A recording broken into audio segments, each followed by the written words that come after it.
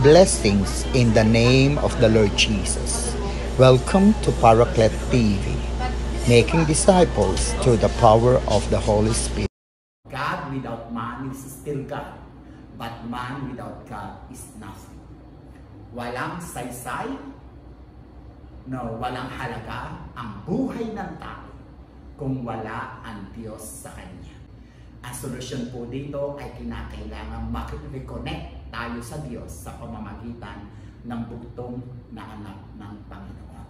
Kaya ang lahat ng mananampalataya sa bugtong na anak ng Diyos na si Jesus, sa lahat ng ginawa niya doon sa krus ng Kalbaryo, ay tunay na, sabi na ba na nakasulatan, tayo ay maliligtas at magmamana ng maraming mga bagay na patungkol sa buhay na espiritual. Tatanggap natin ang iba't iba mga pagpapala na ipinagkaloob ng Diyos sa mga tao na marireconnect sa pamamagitan ni Jesus. Ang sabi po ng aklat na Ephesians 1 chapter 3, Praise be to God and Father of our Lord Jesus Christ, who has blessed us in the heavenly realms with every spiritual blessing in Christ. Purihin ang Diyos, ang Ama ng Panginoon Jesucristo, na nagpala, past tense po yun, na nagpala sa atin na mga makalangit, na mga pagpapala. Lahat ng ito ay tinuturing na spiritual blessings in Christ. At kapag binasa po namin yung aklat ng Ephesians chapter 1 hanggang po doon sa chapter 15, inisa-isa po doon yung mga pagpapala na tatanggapin ng sino man na marireconnect ang buhay niya sa Diyos. Una po, ang sabi ng verse 4, ikaw ay pinili na ng Diyos mula palikhain ang sanlibutan. Pinili ka na ng Diyos mula pa nung ikaw bago ka pa ipinanganak. Ikalawa, we are adopted as sons through Jesus Christ. Kaya maliwanag yung John 1:12, ang sino man natatanggap kay Jesus ay pinagkalooban sila ng karapatan na maging anak ng Diyos. Anak ka ng Diyos kapag tinanggap mo si Jesus, pinanampalataya. Yan po isa sa mga spiritual blessing. Ng verse 17, ikaw ay tinubos sa pamamagitan ng dugo ng Panginoong Jesucristo at pinatawad ka sa iyong kasalanan.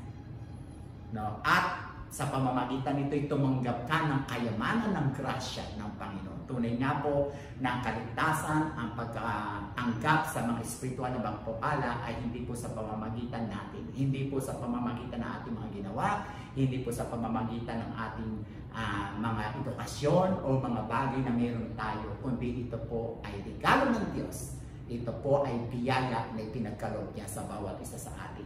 Sa verse 9, isa pang pagpapala, mauunawaan natin, ipapahayag ng Diyos sa atin ng mga hiwaga ng mga espiritual na bagay, kung ano nangyayari sa langit, kung ano mangyayari sa lupa at sa mga hinaharap ayon sa kalooban ng Diyos. Sa verse 10 ng Ephesians chapter 1, ay pinakita pa rin dito na tayo po ay nagtamo at tayo po ay pinili mismo ng Diyos sa bakit po upang magbigay tayo ng papuri at kalulahatian sa kanyang banal na pangalan. Sa verse 13, maliwanag po ang sinabi na tayo po ay nagmana ng kaharian ng Diyos. For those who believe in Him shall not perish but have eternal life. Inherit eternal life. Tayo na po na nanampalataya sa Panginoon Jesucristo ay nagkaroon na ng buhay na walang hanggan. At higit sa lahat, habang tayo po ay nasa lupa, tayo din po ay ginawa ng Panginoon. Sa verse 14, Ephesians 1:14, na tayo po ay tunay na pinanahanan ng banal na Espiritu ng Panginoon. Ang pagtahan po ng banal na Espiritu sa ating mga sarili o sa templo niya, sa katawan na ginawa po niya, ay nangangahulugan na kung ang Panginoon Jesucristo ay iniwan ng Diyos, pinabayaan niya doon sa krus ng Kalbaryo, ang pagtahan po sa ating mga buhay ng banal na Espiritu ay nagpapatunay na hindi tayo iiwan ng Diyos, hindi niya tayo pababayaan habang tayo ay nananampalataya sa Panginoong Jesucristo.